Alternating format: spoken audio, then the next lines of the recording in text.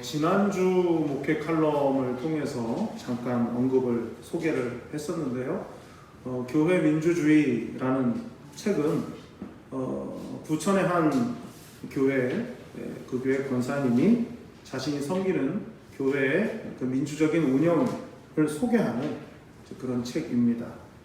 안타깝게도 소송 관련된 이야기들이 그 책과 관련해서 있어서 책이 출판되자마자 서점에 채 다 깔리기도 전에 다시 회수가 되었습니다. 저는 서점에 책이 나오기 전에 이미 이제 온라인으로 책을 구입을 했기 때문에 저는 책을 가지고 있고 또 다 읽어보았습니다. 그 책의 이제 서론 부분을 읽으면서부터 제 마음이 이제 불편해졌는데요. 그 이유는 그 서론에서 저자가 밝히고 있는 한 가지 질문 때문입니다. 그 질문이 이런 질문이었어요. 온 세상 모든 교회가 본받을 교회의 원형이 존재하는가? 이 세상에 있는 모든 교회들이 본받을 만한 모델이 될 만한 그런 오리지널한 어떤 교회가 과연 있는가? 라는 부정적인 질문입니다. 그래서 벌써 그 질문이 서론에 있다는 것은 앞으로 그 책 이후에 이제 독자들이 읽게 될 내용 속에서 저자의 생각은 그런 원형은 없다라는 전제가 깔려있는 그런 질문이기 때문에 좀 문제의식을 가지고 책을 읽게 되었습니다. 책을 읽으면 읽어갈수록 적어도 그 책에서 말하려고 하는 교회의 민주적인 운영에 관련해서는 성경적인 근거가 참 많이 빈약하다 하는 것이 제가 책을 읽으면서 느낀 그리고 내린 결론이었습니다.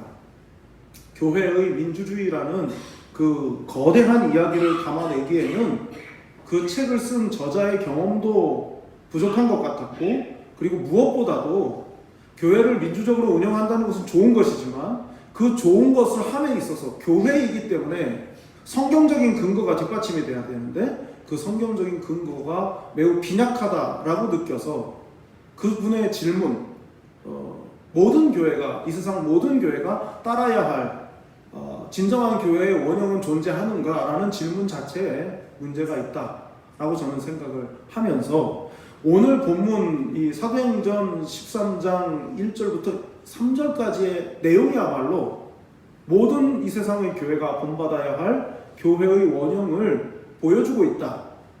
정반대되는 그런 이야기를 할 수가 있겠습니다. 그 원형 가운데 하나가 바로 오늘 본문에 등장하는 안디옥 교회이고요. 바로 이 안디옥 교회를 중심으로 해서, 특별히 이 안디옥 교회의 리더십을 중심으로 해서 우리가 교회를 성경적인 교회로 어떻게 세워갈 것인가, 그리고 그러기 위해서 필요한 것이 무엇인가 하는 것을 잠깐 생각해 보려고 합니다. 첫 번째로 생각해 볼 것은 안디옥 교회의 리더십의 구성 자체가 교회의 본질, 교회의 원형을 잘 보여준다 하는 겁니다. 안디옥 교회의 리더십 구성이 교회의 본질을 보여준다 하는 것이죠. 자, 1절을 보면요. 안디옥 교회에 선지자들과 교사들이 있으니 곧 바나바와 니게르라 하는 시므온과 구레네 사람 루기오와 분봉왕 헤롯의 젖동생 마나엔과 및 사울이라. 이 1절에 있는 이름들, 이것은 이제 안디옥 교회 리더십의 이름들이라 이렇게 말할 수 있습니다. 요즘으로 말하자면 당회와 교육자회라고 말할 수 있겠죠. 이 사람들을 뭐라고 소개하고 있냐면 선지자들과 교사들 이렇게 말하고 있어요. 안디옥 교회의 선지자들과 교사들, 이들이 안디옥 교회의 리더십을 형성하고 있었다. 실질적인 안디옥 교회의 사역 그룹이었다 하는 것을 먼저 이제 12장 1절에서 밝히고 있습니다. 이제 사람들의 이름이 나오는데요. 먼저 등장하는 이름이 바나바입니다. 바나바는 정통 유대인이죠. 신약 성경에 바울 서신이 절반 27권 중에 13권 혹은 14권이라고 말하죠. 바울이 기록한 서신이. 근데 그 중에서 하나 논쟁이 있는 그 서신이 히브리서입니다. 근데 히브리서를 바울이 기록하지 않았다. 그럼 누가 기록했냐? 할 때 이름이 거론되는 사람이 바로 바나바입니다. 바나바가 기록했을 것 같다. 문체가 다르고 그리고 구약의 율법을 아주 잘 알고 있는 정통한 유대인이어야만 기록할 수 있으니까 바나바일 것이다 라는 설이 있습니다. 그럴 정도로 바나바는 정통 유대인이죠. 그 다음에 두 번째 등장하는 인물이 시므온입니다. 이 시므온을 소개하면서 니게르라 하는 시므온이라고 말하거든요. 이 니게르라고 하는 말은 검다, 검은 그런 뜻이에요. 그래서 이 니게르에서 니그로가 왔습니다. 그래서 이 니게르는 이 시므온은 흑인일 것이다 라고 생각하죠. 흑인입니다. 흑인. 그 다음에 세 번째에 나오는 이름이 뭐냐면 루기오입니다. 이 루기오를 뭐라고 소개하고 있습니까? 구레네 사람 루기오 이렇게 말하거든요. 구레네가 어디입니까? 요즘에 리비아입니다. 리비아는 아프리카 대륙 북쪽에 있는 지역이죠. 그것 말고는 이 루기오에 대한 루기오 그럴 정도로 여기에 이 루기오에 대한 이름에 대한 설명이 거의 없습니다. 그냥 이 사람은 그 리비아 쪽 사람이다, 그 지역 사람이다 라고 하는 것밖에는 알 수 있는 것이, 구레네 사람이라고 하는 것밖에는 알 수 있는 것이 없습니다. 그리고 또 한 사람이 나오죠. 네 번째로 나오는 이름이 마나엔입니다. 근데 이 마나엔은 뭐라고 소개하고 있습니까? 헤롯의 젖동생이라고 말하고 있어요. 젖동생이라는 말은 쉰트로포스라는 말입니다. 신 이게 붙으면 같은 이런 뜻이거든요. 이 쉰트로포스는 유모가 같다 그런 말이에요. 그럼 한번 생각해 보십시오. 헤롯 왕이 왕궁에 있잖아요. 분봉왕이잖아요. 왕의 유모가 같다? 이 말은 같은 유모의 젖을 먹고 자랐다 이 말이고, 그 뜻은 이 마나인이라고 하는 사람도 귀족이라는 걸 알 수가 있는 거죠. 그런데다가 이 헤롯 왕은 분봉왕이지 않습니까? 유대 지역을 이제 통할하는 그런 왕이란 말입니다. 누가 세운 겁니까? 로마 제국이 세웠죠. 우리로 말하자면 조선 총독인 거예요. 분봉왕이. 근데 그 총독하고 같은 유모 밑에서 자랐다는 것은 어릴 때 중마고우란 뜻이고, 그렇다면 친일본, 우리로 말하자면요, 그런 성향의 사람이라는 겁니다. 이 마나엔이라고 하는 사람이. 근데 이 사람도 역시 안디옥 교회 리더 그룹에 포함이 되어 있습니다. 그리고 마지막에 나오는 이름이 사울이죠. 사울은 누구입니까? 사울은 박해자였죠. 정통 유대인 베냐민 지파인데다가 그는 헬라파입니다.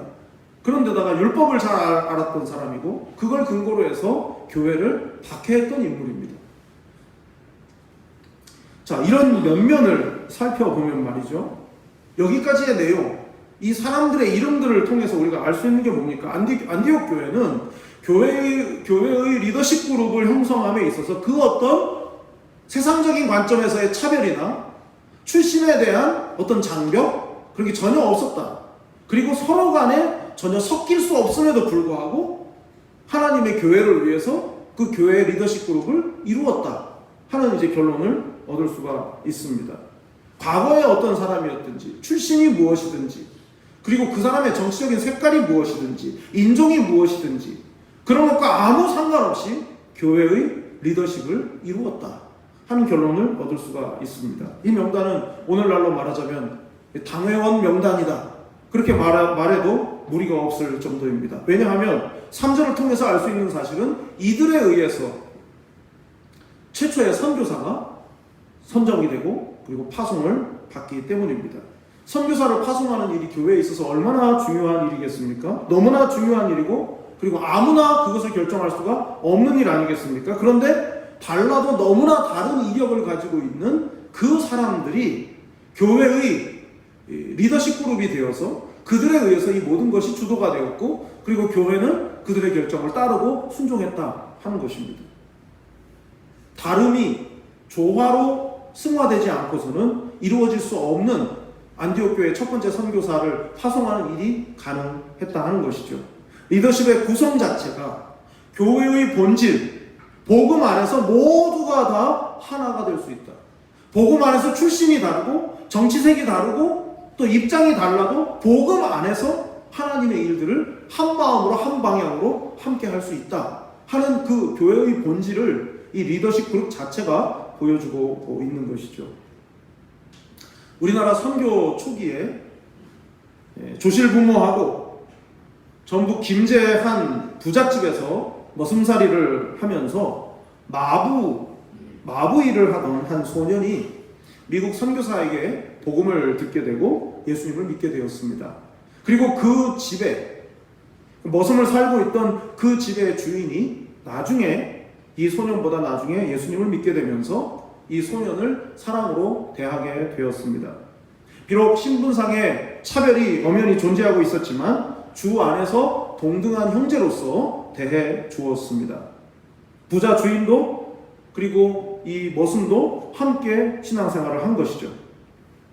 이 소년이 청년이 되었을 때 미국 선교사가 이 소년에게 교회의 영수 직분을 맡겼습니다.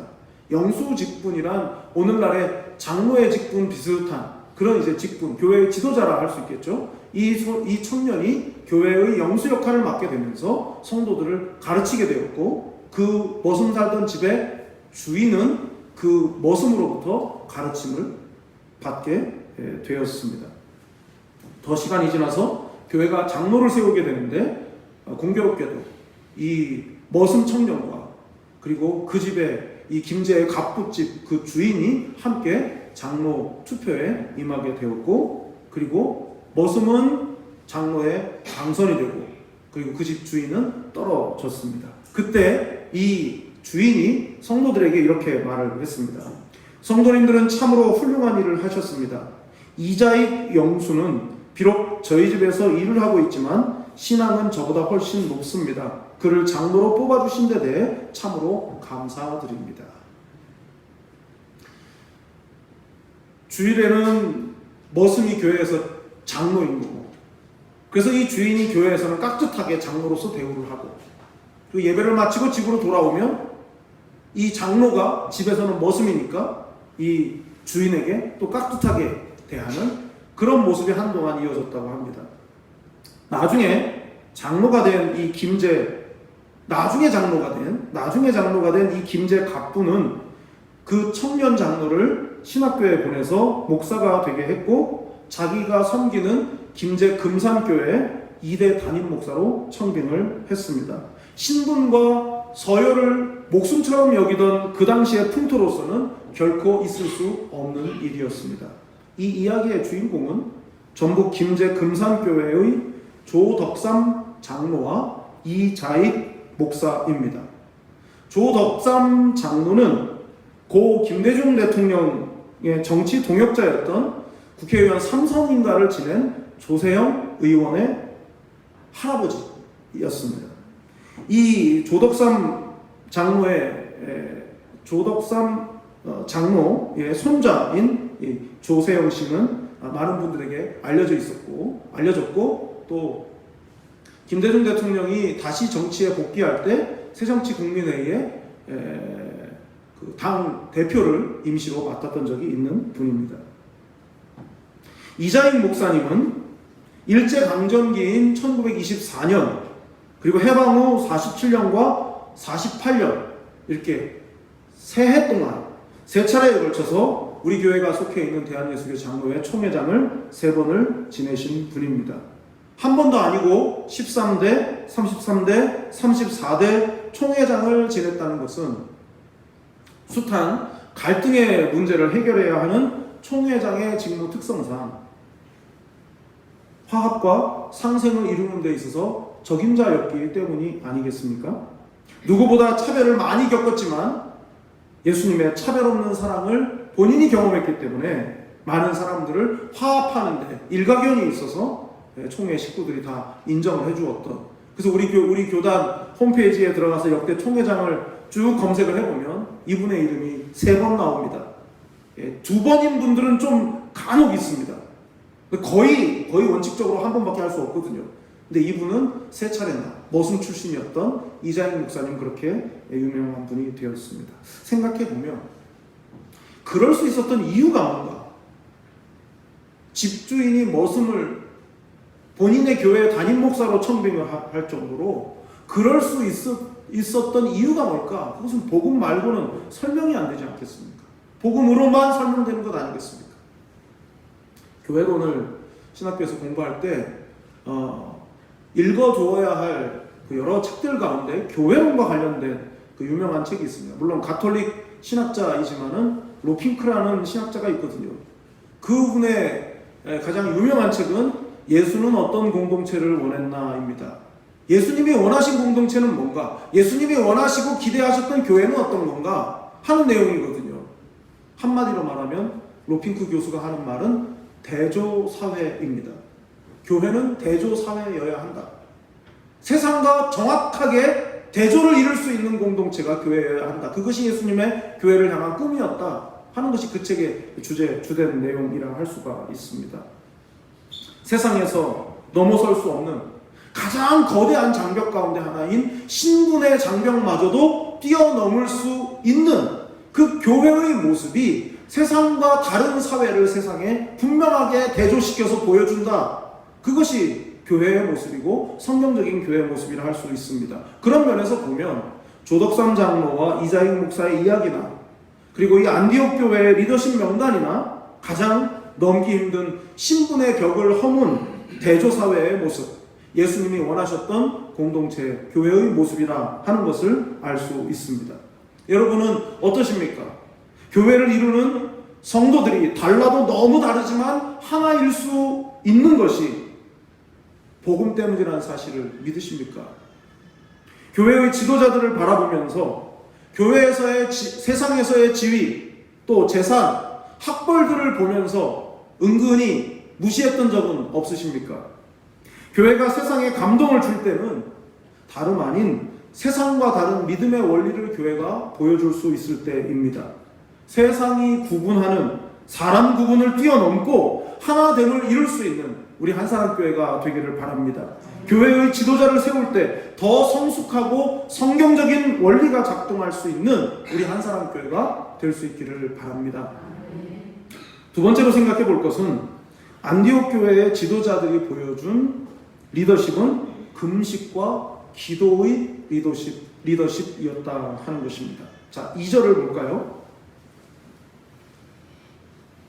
주를 섬겨 금식할 때에 성령이 이르시되 내가 불러 시키는 일을 위하여 바나바와 사울을 따로 세우라 하시니. 안디옥 교회의 지도자들이 금식했다고 말하고 있습니다. 하나님을 섬기며 금식했다. 하나님을 섬기며. 그런데 무엇 때문에 금식했다 하는 말씀은 없습니다. 무엇 때문에 금식했다 이런 내용이 없어요. 2절에서 말이죠. 그런데 한 가지 단서가 있죠. 주를 섬겨 금식할 때라고 했어요. 섬겨. 주님을 섬겨서 금식했다.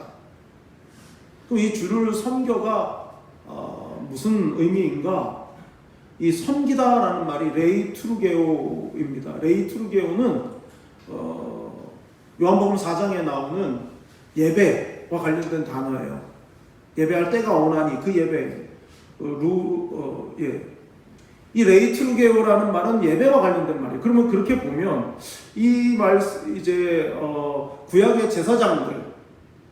제사장들이 하나님을 예배했다라는 말을 구약 성경을 신약으로 구약 성경을 헬란말로 번역한 성경이 70인역인데 그 70인역에서 구약의 제사장들이 예배를 하나님 앞에 제물을 드렸다 예배했다라고 할 때 레이투르게오를 썼단 말이에요. 그러니까 예배란 말이죠. 다시 말하면 이런 겁니다. 이 사람들이 이 안디옥 교회의 지도자들이 리더십이 하나님 앞에 예배하면서 금식했다 이 말이에요. 그래서 표준 세번역 성경을 보면 2절의 앞부분을 훨씬 쉽게 번역하고 있는데요. 그들이 주님께 예배하며 금식하고 있을 때에 이렇게 번역했어요. 표준 세번역은 예배하며 금식하고 있을 때 안디옥 교회의 지도자들이 예배하고 금식할 때에 성령님의 지시를 받았다 하는 말이에요. 무슨 일이 있어서 금식한 게 아닙니다. 누군가 금식을 한다. 아무개 집사님이 금식한데 그러면 왜? 무슨 일이 때? 우리 이러잖아요. 우리 반응이. 그러니까 우리는 마음속으로 이미 깔고 있는 생각이 뭐냐면 금식은 무슨 일이 있어야 한다라고 생각하는 거예요. 근데 꼭 그렇지만은 아닌데 말이죠. 그러면 지금 이 안디옥 교회의 지도자들이 금식을 한 이유는 뭡니까? 일상적인 금식이란 거예요. 일상적인 금식. 내가 한 달을 시작할 때, 한 달 30일을 시작할 때 첫째 주에 한 주간은 내가 아침 금식을 하겠다. 내 나름의 내 나름의 규칙, 그걸 정하는 거죠. 내가 하나님 앞에서 한 달을 맡기고 싶은 마음, 하나님의 도우심을 구하는 마음에서 뭐 특별한 뭔가가 있는 것은 아니지만 내 나름의 어떤 금식의 기도의 어떤 습관을 갖는 거죠. 그냥 일상적인 금식인 거예요. 그러니까 이 안디옥 교회 지도자들이 그런 금식을 하고 있었다는 겁니다. 그때 하나님께서 이들에게 지시하심이 있었던 거죠. 성령님을 통해서 말이죠. 우리가 주의 깊게 봐야 할 것은 그렇게 할 때, 일상적인 금식을 할 때 무슨 일이 있어서 금식이 아니라 마음속에 내가 하나님의 도우심을 바라는 기본적으로 깔려있는 마음이 있어서 내 나름의 어떤 룰을 정하고 금식하며 기도할 때 성령께서 말씀하셨다는 사실이에요. 성령께서 뭔가를 지시하셨다는 사실입니다. 금식이 심각한 어떤 문제의 해결을 위해서 하나님께 사생결단하고 일사각오의 마음으로 하는 금식이기도 하지만 평소에 평안할 때에도 하나님의 은혜를 기다리는 금식을 할 수 있다 이거죠. 그러니까 말하자면 두 종류가 있다는 거죠. 일상적인 금식이 있고 비상적인 금식이 있을 수 있다는 거예요. 근데 오늘 본문은 그 두 가지가 다 있는 거죠. 왜요? 자, 3절을 볼까요?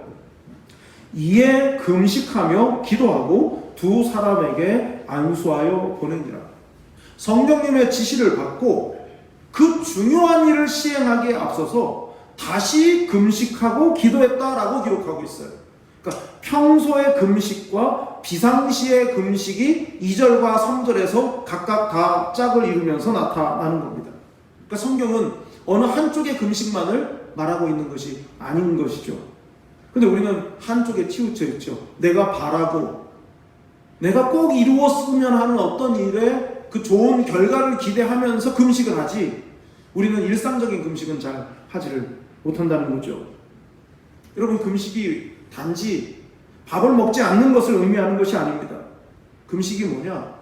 하나님과 연결된 길에, 내가 하나님과의 교제 속에서 연결되어 있는 이 길에 무성하게 자라난 잡초를 제거하는 게 금식이에요. 내가 하나님만을 뚜렷이 쳐다보는 그 시선을 늘 확보하고 살아야 되는데 이 시선을 흐릿하게 만드는 수많은 비본질적인 것들을 걷어내는 것이 바로 금식이라 하는 겁니다.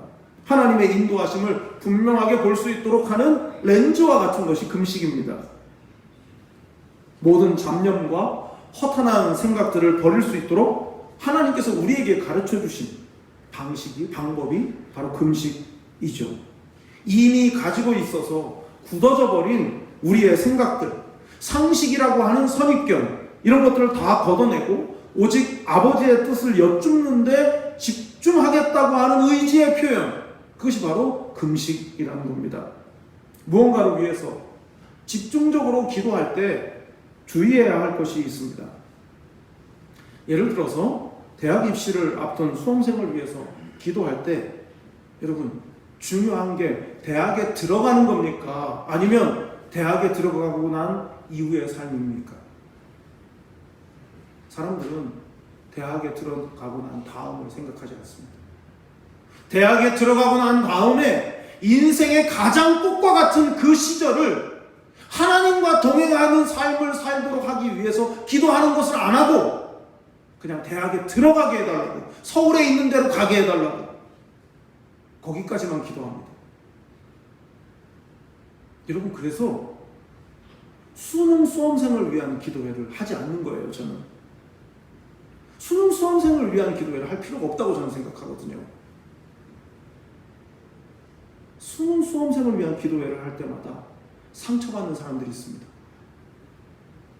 고3 졸업하자마자 취업하는 친구들, 대학교 가는 친구들보다 그 친구들을 위한 기도가 더 중요하거든요. 막바로 고등학교 졸업하자마자 세상을 배우게 될 거거든요. 더 기도해 드려야 될 애들은 싹 빼놓고 대학 갈 아이들만 위해서 교회들이 기도하니 고등학교 졸업하고 직장의 월급을 받아보니 그게 좋아서 교회 안 오는 겁니다. 여러분, 우리가 자식을 대학 보내면서 그렇게 간절히 기도했던 건 대학 들어가는 거지, 대학 생활을 하나님과 함께하는 삶을 살도록 기도하는 건 안 하지 않습니까? 정말 집중해서 기도해야 될 건 대학 들어가는 게 아니라 대학생으로 살면서 하나님을 섬기는 거 아닙니까? 어떻게 보면 수능 수험생을 위한 기도회가 아니라 수능 학부모를 위한 기도회죠. 그거. 하나님의 뜻은 묻지도 따지지도 않고 그냥 우리의 실망하지 않게 대학에 합격하게 해달라고만 기도하는 그 기복적인 모습을 우리가 빨리 벗어나야 됩니다. 하향 지원을 하든 소신 지원을 하든 들어간 이후에 맞이하게 될 그 인생을 주님과 동행하는 삶을 살 수 있도록 기도해야 하지 않겠습니까? 교회도 마찬가지죠. 교회를 위한 기도를 할 때에도 하나님께서 원하시는 교회의 모습이 어떠한지를 알도록 지혜를 구하는 기도가 우선이어야 하는데 그 기도는 생략하고 부흥하게 해달라고 예배당 갖게 해달라고 그 기도를 더 한단 말이죠. 예배당을 지을 수 있다면 얼마나 좋겠습니까? 그랬으면 좋겠어요. 빨리 그럴 수 있었으면 좋겠어요. 그게 안 되면 매물로 나온 건물을 또 매입하는 방법도 있으니까 그렇게 할 수 있으면 너무 좋겠습니다. 그런데 그보다 더 중요한 건 그 공간 안에 들어갈 사람 아니겠습니까? 어떤 교회가 될 것인가? 어떤 교인이 될 것인가? 그것이 부동산보다 중요한 건데 거꾸로 된 것이죠. 그래서 기도보다 앞서지 말아야 하는 것입니다. 하나님은 우리를 성숙하게 하고 수준에 도달했을 때 선물을 주시려고 하는데 우리는 수준을 키울 생각을 하지 않고 선물만 바라고 있으니 하나님께서 제대로 된 선물을 누리게 하실 기회를 늦추시는 것은 아닌가, 그 질문을 할 수밖에 없는 것입니다. 공간은 우리가 적응하기 나름입니다. 좁으면 좁은 대로, 넓으면 넓은 대로, 어두우면 어두운 대로, 불편하면 불편한 대로 우리가 이사해본 경험에 의해서 공간의 인간은 얼마든지 다 적응을 할 수가 있습니다. 문제는 그 공간을 빛나게 할 수 있는 믿음의 사람이 되는 것이겠죠. 공간을 채우는 사람이 더 중요하기 때문에 기도보다 앞서지 말아야 하는 것이고 엎드리는 것이 필요한 것입니다. 기도해야 합니다. 제가 이렇게 말씀드리면 아마 어쩌면 교회에 기도하는 사람이 정말 적나 보다, 목사님이 저렇게 기도에 나오라고 그렇게 얘기하는 것 같다, 그렇게 생각을 하셔도 괜찮아요. 오해받는 게 제 취미니까 상관없습니다. 중요한 건 기도하는 거예요. 교회가 기도해야죠. 금식하며 엎드리고 하나님의 은혜를 구하는 것보다 더 우선하는 일이 무엇이 있겠습니까? 우리가 은혜로 산다고 말하잖아요. 은혜로 산다는 말은 내 노력 이상의 것을 하나님이 주신다는 뜻이고, 내 노력 이상의 것을 하나님이 주신다는 것을 인정하고 정말 믿는다면 그 하나님의 은혜를 구하는 기도의 사람이 되는 것은 우리에게 있어서 당연하고 마땅한 일 아니겠습니까? 특히 오랫동안 교회에 다니면서도 하나님의 은혜 때문에 가슴 뛰는 경험을 해보지 못한 분들이시라면 더 기도해야 됩니다. 그 은혜를 경험해야죠. 10년, 20년 교회 나오면서도 은혜의 그 뜨거움을 아직도 모른다면 기도해야 되지 않겠습니까? 특히 교회에서 리더십의 역할을 감당하는 장로님들, 또 안수집사님들, 그리고 부서와 자치회의 회장님들과 부장님들, 그리고 교육자들, 기도해야 됩니다. 기도해야죠. 왜 아멘 안 하십니까? 기도하셔야죠. 안수 집사님들, 권사님들, 부장님들, 회장님들 다 기도하셔야죠. 기도해야 됩니다. 예전에 젊었을 때 열심히 기도했다? 우리끼리는 나 한참 때 말이야, 나 은혜 받았을 때 기도 그렇게 많이 했어, 옛날 얘기 그거. 우리끼리는 다 인정해 드릴 수 있고 고개도 끄덕거리고 맞아요, 권사님 건강하실 때 그렇게 기도하셨죠. 우리끼리는 할 수 있는데 하나님께 드릴 수 있겠습니까? 그 말을? 하나님, 저 옛날에는 한참 때는 기도 많이 했는데 요즘 좀 쉰다는 말을 사람 말고 하나님께도 하시겠습니까? 그 말을? 하나님께는 드릴 수 없는 말씀이잖아요. 그 기도해야 되는 거예요. 지금 기도하고 있어야 되는 겁니다. 옛날에 기도한 힘으로 겨우겨우 목숨만 연명하는 듯한 그런 신앙생활 하지 마시고 지금 심장이 벌떡거리는 그런 기도를 하실 수 있기를 바랍니다. 리더십들이 기도하지 않으면 권위도 없습니다. 앞에 나와서 이야기하는데 그 사람이 기도 안 하는 사람이면 그 말에 무게가 안 실려요. 기도하는 사람이 말할 때 그 말에 힘이 있는 겁니다. 안디옥 교회 리더십들은 금식하며 기도해서 하나님의 뜻을 여쭙고 그래서 하나님의 뜻대로 선교사를 세우고 파송했습니다. 기도보다 앞서지 않는 리더십이 공동체를 성숙하게 하는 거예요. 여러분은 어떠십니까? 의욕이 앞섭니까? 기도가 앞서십니까? 여러분이 이끌어야 하는 그런 사람들 보기에 여러분은 기도하는 사람으로 보인다고 생각하십니까? 기도할 때 영적인 권위도 부어주십니다. 우리 교회 리더십들이 기도하는 일에 더 힘을 내고 뜨거워질 수 있도록 교우님들께서 기도해 주시기를 바랍니다. 기도하는 목사, 기도하는 장로, 기도하는 안수집사, 권사들이 많아질 때 교회는 건강하고 풍성하게 든든하게 세워져 갈 줄로 믿습니다. 마지막 세 번째로 생각해 볼 것은 리더십들의 기도가 공동체적인 순종을 이끌었다 하는 것입니다. 자, 3절을 보면요. 이에 금식하며 기도하고 두 사람에게 안수하여 보내니라. 오늘 본문에서 이 안디옥 교회의 지도자 명단을 밝힘과 동시에 선교사를 파송하는 과정이 기록되어 있습니다.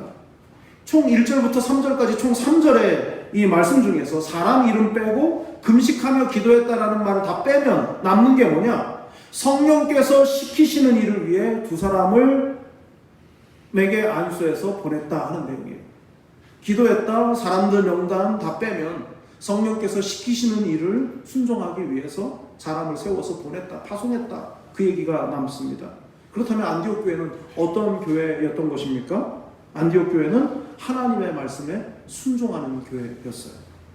하나님의 뜻을 알기 위해서 리더들이 금식하며 기도했고, 그리고 하나님의 뜻을 알게 되었을 때 또 그 뜻에 잘 순종하기 위해서 또 금식하며 기도했고, 그리고 그들의 그 모범을 따라서 교회는 순종했다 이 말입니다.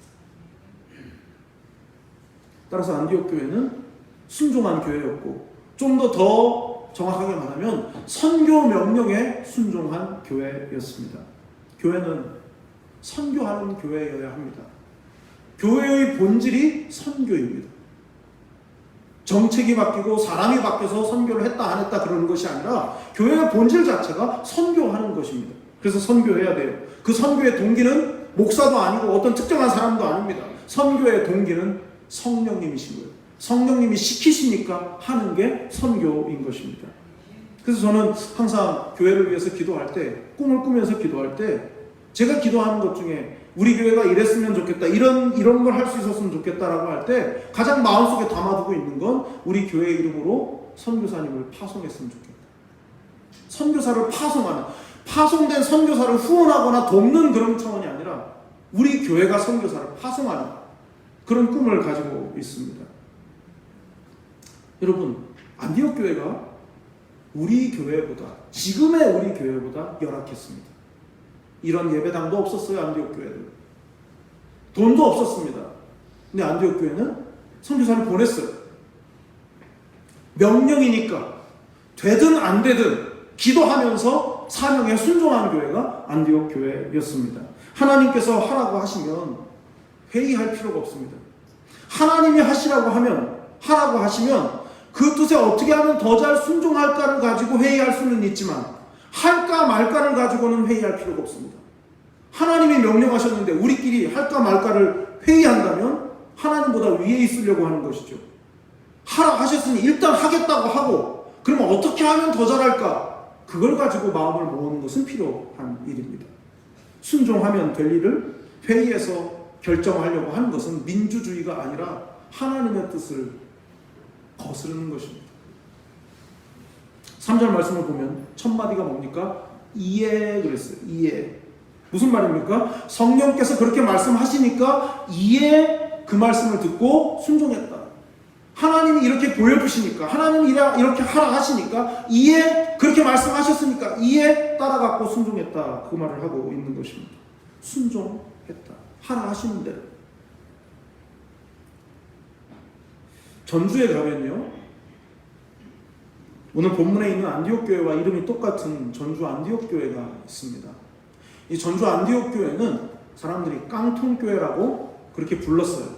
이유가 뭐냐면 군산 비행장에 있는 경납고, 비행기 경납고로 쓰던 양철로 된 그 콘센트 막사를 이제 싸게 사다가 그걸로 예배당을 짓고 거기서 예배를 드리다 보니 사람들이 그 양철로 된 예배당을 보면서 깡통교회라고 그렇게 부르기 시작한 거죠. 근데 이 교회는 이동희 목사님이 이제 40년 전에 개척을 하셨는데요. 이동희 목사님이 교회를 개척할 당시에 하나님 앞에 기도했습니다. 하나님, 어떤 교회가 되어야 되겠습니까? 하나님이 기뻐하시는 어떤 교회가 되기를 원하십니까? 선교하는 교회입니다. 선교하는 교회. 그래서 하나님의 마음에 주신 감동은 우리 교회는 교회 전체 재정의 60%를 선교에 쓴다. 정말 이 재정을 해보신 분들은 아시겠지만 60%를 선교에 쓴다는 건 어마어마한 일입니다. 돌아오지 않는 돈이에요. 선교비는. 선교 후원은 돌아오는 게 없습니다. 교회에 유익이 되는 게 없어요. 60% 하기로 하나님 앞에 작정을 하고 40년째 그렇게 하고 있습니다. 여러분 안 놀라시지만 정말 엄청난 일입니다. 92개국에 한 개의 교회가 92개국에 480명의 선교사를 보냈습니다. 정말 어마어마한 겁니다. 한 선교사 한 가정 보내기도 평생 못하는 교회가 얼마나 많은지 모릅니다. 작년에만 선교비로 50억을 썼습니다. 돌아오지 않는 돈이에요. 없어지는 돈입니다. 그렇게 하기 위해서 교우들의 희생이 컸습니다. 한번 상상해 보십시오. 양철로 만든 예배당 한여름에 선교비 보내야 된다고 에어컨을 안 샀습니다. 겨울엔 또 얼마나 추웠겠습니까? 겨울에. 그렇게 해서 아껴가지고 50억씩 보내는 거예요.